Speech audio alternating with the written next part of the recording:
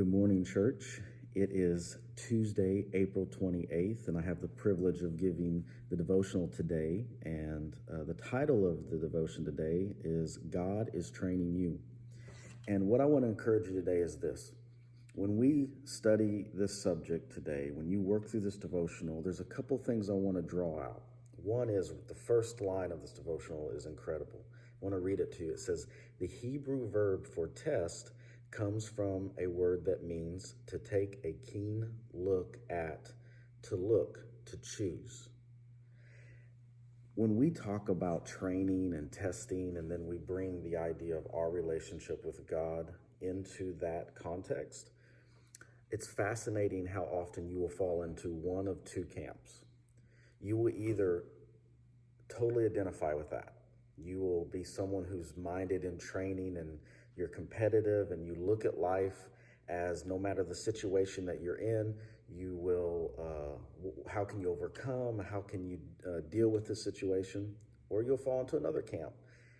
This camp is people that at times look around and go, wait, what I'm dealing with and how incredibly difficult this is.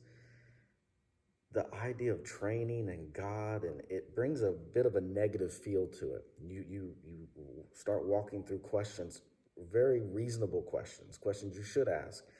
How is this happening? How is God okay with this? And you think of training and God and being taught something in this. It feels weird to you. It feels difficult. It stresses you out. It may even bring negative emotions. Neither of those camps are wrong.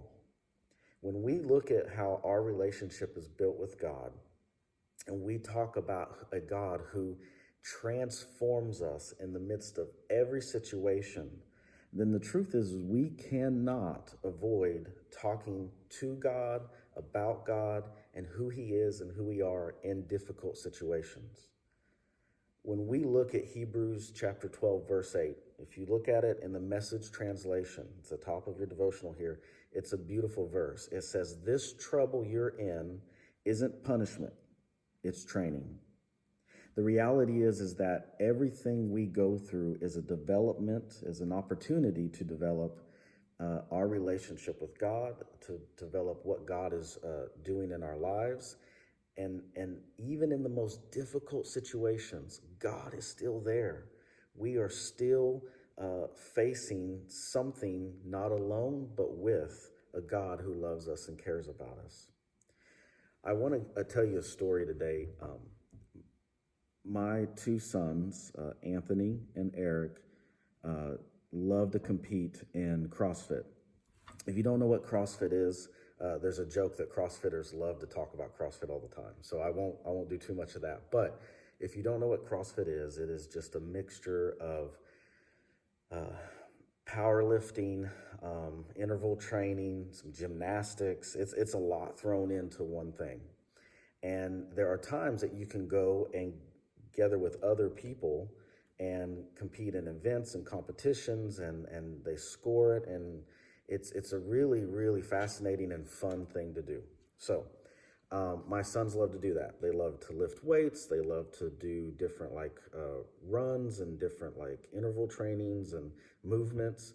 And Eric, who is 12, got the opportunity to go and compete before everything that was going on in a place called Warrensburg, Missouri, at an event. And he was the youngest there in his age group, 12 to 14 or something like that.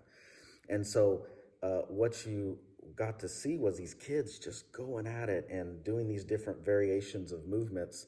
And it's rough. I mean, it's a lot of output and power output, and can be pretty taxing on you. He was doing amazing. He hits an event. It's his third event, I think. And these are just really difficult movements. They became a struggle, and everything kind of it was really, really rough.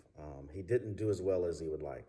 He ends up leaving, and you can see how upset he is, how sad he is. And you could tell he had all these questions. What happened there? How did that go so poorly? And one of my favorite moments is I walk around the back and I see Anthony, my oldest son, and Eric sitting just alone on this big old rock behind the building. And you just see Anthony counseling him. You see them both kind of expressing in this relationship growing. Anthony coaches Eric.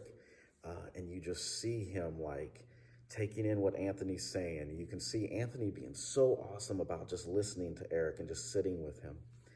That was a beautiful example of what it means that even in the difficult times, there are things that can happen. You can grow, you can encounter who you are and who God is. And it's just a part of life. And so today, as you study your devotional, I want to encourage you with this. God isn't punishing you. There is a growth and a development that can happen. And I believe in a God who speaks these words to you. In all this you greatly rejoice, though now for a little while you may have had to suffer grief in all kinds of trials. That's out of 1 Peter chapter 1, verse 6. In other words, these are just temporary, but rejoice because God is with you.